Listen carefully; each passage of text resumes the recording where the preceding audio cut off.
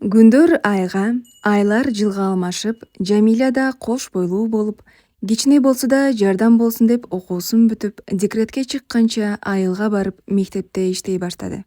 Каныбек шаарда кечки курулушта иштейт. Кечинде келсе үй муздак, баягыдай чарчап келдиңби деп ысык тамагын дайындап күтүп алчу Жамилясы жок. Кээ бир күндөрү көчөдөн курсагын тойгузуп келет да, үстүндөгү кийимин да чечпей, бир бурчка бүрүшүп жатып таң атырат. Кээде жалгыз жатып алып, экөө жаңы бөлүнүп келип, тамашалашып ойноп, Жамиляны эркелеткен кечтерди элестетип жатат. Мына ошондой күндөрдүн биринде, кечки тамактан кийин, "Каныбек", деди Жамиля. "Кел экөөбүз чүкө менен кан таламай деген оюнду ойнойбуз. Ким утулса, идеш жойт, сууга барат. Мен кечке сени күтүп отура берип тажадым", деди. Каныбек жумуштан чарчап келсе да, Жамилянын көңүлүн кыйбай, "Мейли, ойносо ойнойлу. Бирок чычаламай жок, жаным. Кел анда, өзүң башта", деп бир баштык кызыл тазыл чүкөлөрдү Жамилянын алдына чачып салды. Оюн өтө кызыктуу болду. Жаңы эле үйлөнүп келген эки жаштын ошондогу үй жаңырткан күлкүлөрү, экөөнүн эзилишип бири-бирине кээде тамашалап, кээде Каныбек Жамилянын көңүлүн көтөрүп күлдүрүп, оюндан чыр чыгарып отуруп, акыры утулуп да калды. "Мен деген эркекмин, идиш жуубайм", деп дагы чычалап эшикке чыга качты эле Жамиля артынан барып эшикти илип алды. "Жамиля дейм, ач эшикти, ач деп жатам. Коңшулар көрсө, эмне дейт?" деп Каныбек таамда айланып, ар бир терезесин каккылап, акыры сырткы эшиктин алдына келип, "Ай болду эми, тамашанын да чеги болот. Сен жеңдиң, ач эшикти, кирип идиштерди жууйын", деп бирөө жарым угуп калбаса экен деп элеңдеп эки жагын карап койду. Айлана тыптынч.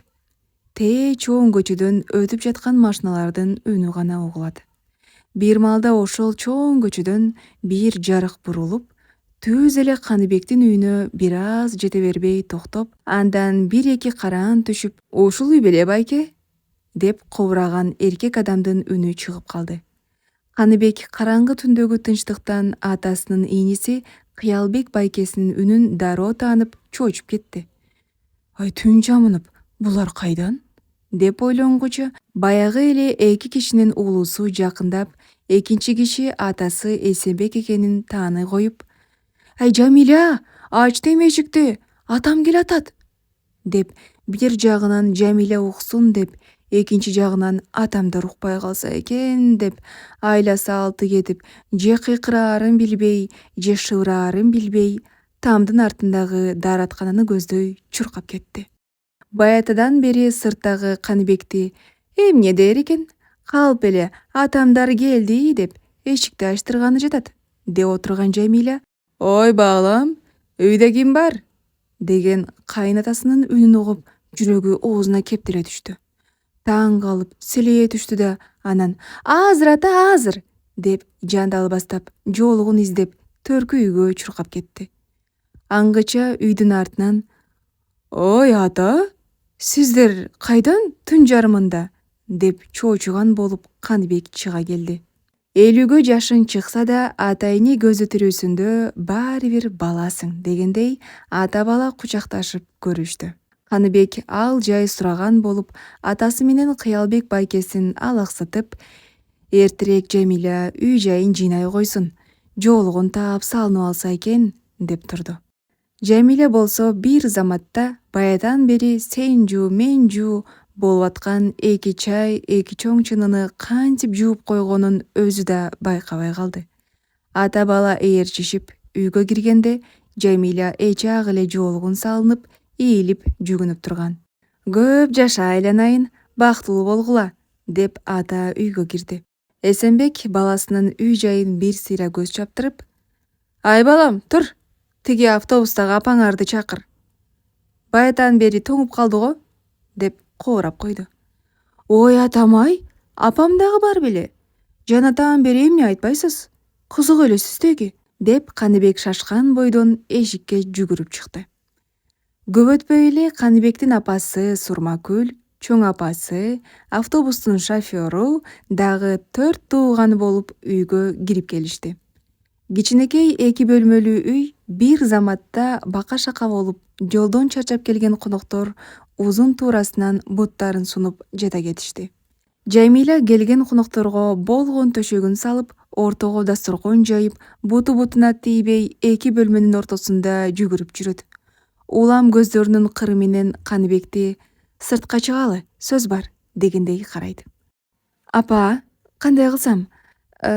Биз сиздердин келериңиздерди билген жок элек. Билсек, бир аз даянданып алмакпыз. Каныбекти дүкөнгө жиберейин десем, дүкөн да жабык. Үйдө идиш аягыбыз да аз эле», деп Жамиля өзүн ыңгайсыз сезип турду. Эч кейиби айланайын. Бул атаңардын жүргөнү бир кызык. Нарынга Кудайга барганбыз. Анан ушунча эл менен силердикине кайрылбай эле кете берелик десем, түккү көрүп укпай койду. Тойдун кешигинен балдарыма берем деп. Азыр биз бат эле, деди Сурмакүл жана Каныбекке көтөртүп кирген чаар баштыгын ачып. Эсенбек айтканын бербеген, ачуусу өтө чукул. Жини келгенде эки көзү тостоюп, чанагынан чыгып кетчүдөй болгон, бирок ошону менен катар чындыкты бетке айткан, кара кылды как жарган өтө калыс киши эле. Айылда уруунун жамандык жакшылыгында улуу кичүү дебей баары Эсенбекти угушчу. Той болобу, аш болобу Эсенбек эт жасачу. Чыгданды кармап, үй ээсинин сойгон малынын этин толук баарына жеткизип берер эле.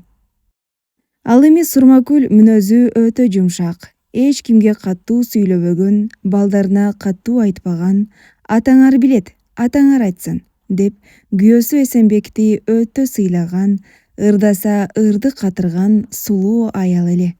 Эсенбек Сурмакүлдү дал ушу ыры аркылуу, башкача айтканда район аралык ыр бий конкурсунда ырдаганын угуп, өзүн бир көрүп эле сүйүп калган.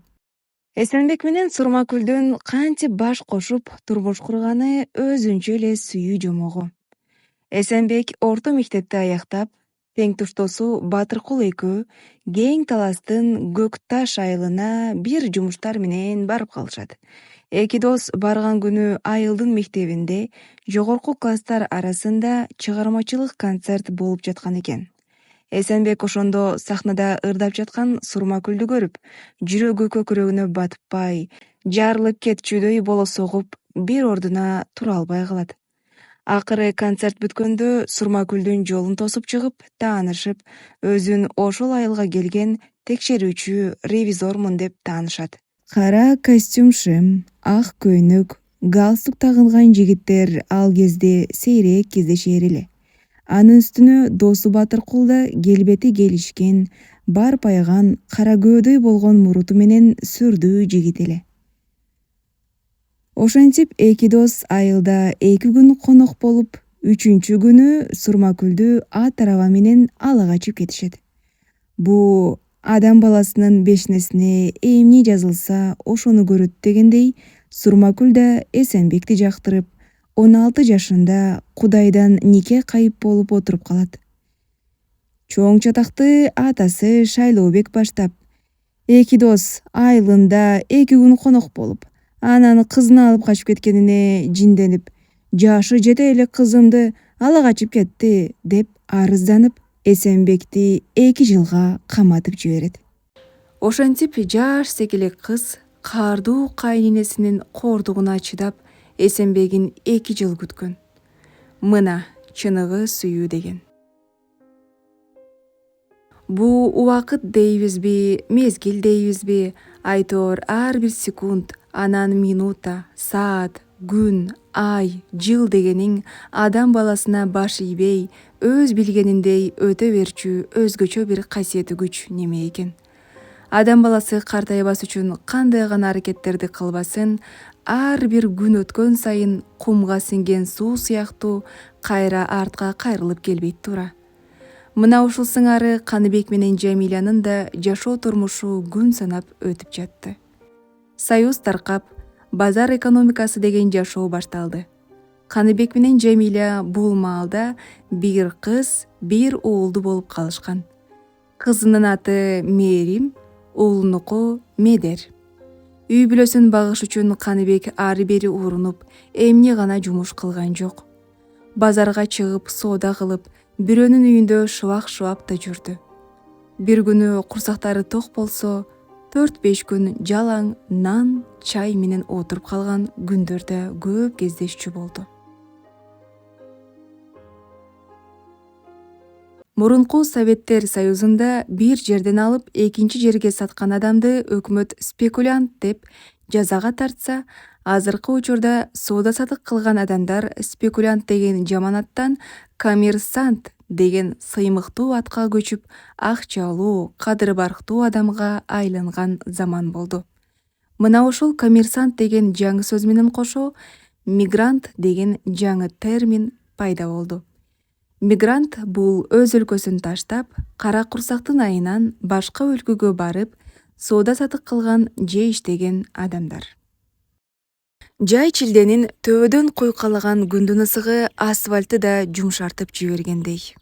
Кыргызстан менен Казакстандын чек арасында өтмөктөн өтүүгө кезек күткөн, тээ бийиктен караганда жипке тизип койгон шурудай тизилген машина, автобустар менен бири-бирине жабышып турган жөө жүргүнчүлөр бул ысыкка какталууда. Бирин-бири жөөлөгөн соодагерлердин ар биринин колунда жок дегенде 2 сумка бар. Акактап тили оозуна батпай, ысыкта каныгатып суусап турса да, эптеп посттон ары өтүш үчүн баарына кайыл болгондор, кээде чыдамы кетип сүйлөнгөн аялдар. Мына коммерсанттын көргөн күнү. Оңой эмес нан тапмак, жүрөм ушинтип шалпактап деп бир коммерсант аял айткандай, жаны кыйналса да ушундай бизнесмен болушка эл аргасыз. Айла жоктун айынан дейбизби же Кудай бешнесине жазганы ушубу? Айтор Жамиля да чаар Кытай сумкасын жонуна артып, улуу эжесине ээрчип, Казакстандын Жамбыл шаарындагы базарлардын биринде соода сатык кыла баштады. Соода кылып жүрүп, баягы бала кезинде ээн үйгө жалгыз таштап кеткен тайнеси Сейдекүлдү казактар менен кичине эле жакындан сүйлөшө калса сурай берет. Издеген табат демекчи, ошентип сураштырып жүрүп, бир күнү базарда чай сатып, оокат кылып жүргөн Рита аттуу келин менен таанышып калды. Көктөн издегени жерден табылып, Рита туура ошол Сейдекүл барып жашап калган Чуу облусунун Бирлик айылынан болуп, анысы аз келгенсип, Сейдекүлдү алып кеткен Ботокөздүн курбу кызы болуп чыкпаспы? Сейдекүл аман-эсен Ботокөздүн балдарын багып жүргөнүн Рита төкпөй чачпай айтып берди. Мына ошондо Жамиля тайнеси тирүү экенин угуп, кубанганынан көз жашын көл кылып ыйлап алды. Кечинде базардан келгенден баштап Жамиля эч нерсеге көңүлү чаппай, ээн бөлмөдө жалгыз жатып, балалык күндөрүнүн баарын өзүнчө бир көп сериялуу кино көргөн сымал башынан баштап эстеп, түнү бою бир көз ирмебей таң атырды. Тайынем кандай болуп карды экен? Мени эстейби? Кат жазып берип жиберсем жооп береби? Же Ританы ээрчип барсамбы? Барсам кандай кабыл алат? Же мени тааныбай калдыбы? Эмнеси болсо да тайынемдин кеткенине быйыл 21 жыл болот. Деген ойлор менен алек болуп атып, кантип таң атканын да байкабай калды. Эртеси Ритадан тайнесинин адресин тактап алып, базардагы соодасын жыйыштырып коюп, Жамиля Бишкекке келип, Каныбекке баарын төкпөй чачпай айтып берди. Сен кандай дейсиң? Макул десең, тайнемди барып көрүп келсекпи? Кантсе да мени бакты да, деди. Каныбек да жок деген жок. Барса баралы, анча-мынча кийим-кече, дасторкон алып, батасын алып келели, деп Жамиляны колдоп, атасы тааныбаган Казакстандын Бирлик айылына кайнагасы Самат, Жамиля болуп жөнөп кетишти. Учу кыйырсыз Казакстандын кумдуу талааларын аралап отуруп, 3 күн дегенде Бирлик айылына кирип келишти. Бирлик айылы бир көргөн адамга башка бир өзгөчө планетада жашагандай элес калтырат. Айланасындагы айылдарга барыш үчүн кеминде 2-3 күндүк убакыт кетет экен. Бул Казакстандын чөлүндө жайгашкан айыл элинин көбү сөксөөл терип, отун катары сатып, оокат кылышат экен. Кичине катуураак шамал болсо кум учуп, айыл ичин боз басып, көз ачырбагандыктан жергиликтүү эл көбүнчө көз айнек тагынып жүрөт экен. Каныбек айылга кире бериштеги темир түтүктүн жанында чака челегин кармап, сууга кезек күтүп турган келин кыздардан Ботокөздүн үйүн сурады. Агай, Ботокөз апке үшүнчү көчөнүн эң акыркы үйүндө турат. Түз жүрө бериңиздер, деген жообун алып, бул казактын тили таттуу деген чын өзү, деп ичинен ойлоп коюп жүрүп кетти. Узун көчөгө түшүп, акыркы үйгө да жетип келишти. Үй айыл ичиндеги тамдардан көп деле айырмаланбайт экен. Бул айылдын баардык үйлөрү бир адам кургандай, бири-бирине окшош сыяктанды. Айыл ичинде бирин-серин тал тиректери болбосо, эч кандай алма бак деле көрүнбөйт. Үйдүн алдында карлыгы жеткен абышканы элестетип, бир тарабы куурап, бир тарабында бир аз жалбырагы бар жалгыз терек турат. Анын жоон бутагына байланган аркандан жасалган селкинчекте 10-12 жашар кыз кыңылдап, казакча өлөң айтып отурат. Машина токтогондо баягы кыз селкинчегинен так секирип түштү да үйдү көздөй чуркаган боюнча кетти. Үйдөн биринчи болуп чачы сакалы өскөн эркек киши чыкты. Жамиля болду болбоду Ботокөздүн күйөөсү ушул го, деп ойлоп койду. Анын артынан бири-бирине ээрчип, ортолору 1-2 жаштан удаалаш төрөлгөн кыздар чыгып, баары айылга келген чоочундар ким дегенсип таң кала карап турушту. Бир аздан кийин үстү башын оңдоп түзүп, Ботокөз чыга келди. Баятан бери туура келдикпи же башка үйбү деп отурган Каныбек, Самат, Жамиля машинадан түшүп, саламатсыздарбы деп амандашып, үйдү көздөй бет алышты. Ботокөз көргөн көзүнө ишенбей: «Ойбай, сен Жамилясыңбы? Сендер кайдан? Бизди кантип таап келдиңиздер?» деп нес болуп туруп калды. «Ооба, мен Жамилямын. Тайнем кандай? Үйдөбү? Ботокөз апке, сиз мени таандыңызбы?» деп кучакташып көрүшүп, анан баары ээрчише үйгө киришти. Үйдүн ичине чөлдөгү күндүн ысыгы өтпөсүн дегенденби, айтор айнек пардалар жабык. Караңгы тартып турат экен. Жамиля кирип эле эң биринчи төрдөгү эски диванда чачы агарып, бетин бырыш баскан Сейдекүл тайнесин көрүп, көзүнөн аккан жашын токтото албай барып кучактады. Сейдекүл да Жамиляны кучагына бек кысып: «Карагым, мени кешир, деп жалбарып, нуру өчүп бараткан көзүнөн ысык жашын куюлтуп турду. Ушул учурда Сейдекүлдүн көз жашы Жамилянын бетине тамып кетти эле, ал баягы Казакстандан келген катты окуп бергендеги тайнесинин көз жашын эстеп турду. Сейдекүл менен Жамилянын сагынычы таркап, бир аз бугу чыгып, анан баары дасторконго келишти. Сейдекүл канчалык карып калса да, Саматтан айылдагылардын бирин да калтырбай сурап жатты. Самат жаңылыктардын баарын айтып, кимдер бар, кимдер бул жалган дүйнө менен кош айтышып кеткенин баарын төкпөй чачпай айтып отурду. Чай үстүндө сүйлөшүп отуруп, Сейдекүл анда-санда Каныбекти көзүнүн кыры менен карап: «Жакшы жигит окшойт», дегенсип кичине жылмайып башын ийкеп койду. Тамактан кийин жол жүрүп, чарчап келген Самат менен Каныбек тез эле уйкуга кетти. Сейдекүл менен Жамиля өздөрүнчө бир бөлмөгө жатып, түнү менен уктабай сүйлөшүп, таңды атырышты. Эртеси эртең мененки тамактан кийин Жамиля алып келген чоң, ак, кызыл гүлдүү япон жоолугун Сейдекүлдүн башына, тукаба чапанды үстүнө жапты. Чоң сумкасындагы белектерин үйдөгүлөргө таратып: «Эми уруксат этсеңиздер, биз жолго чыгалы», деди. Сейдекүл эки алаканын жайып: «Жамиля кызым, мен сага эки дүйнөдө ыраазымын. Тирүү жүрсөм өзүм ыраазы, өлсөм сөөгүм ыраазы. Ушунча жылдан кийин мени издеп келет деп ойлогон эмесмин. Уул кыздарыңдын урматын көр, айланайын карагым. Жамилям менин, кайда жүрсөң аман бол. Өзүңдү бир көрүп өлсөм, арманым жок деп Кудайдан суранчу элем. Эми чын дүйнөгө алса алсын, арманым жок. Эгер мен өлсөм, убара болуп келбей эле кой.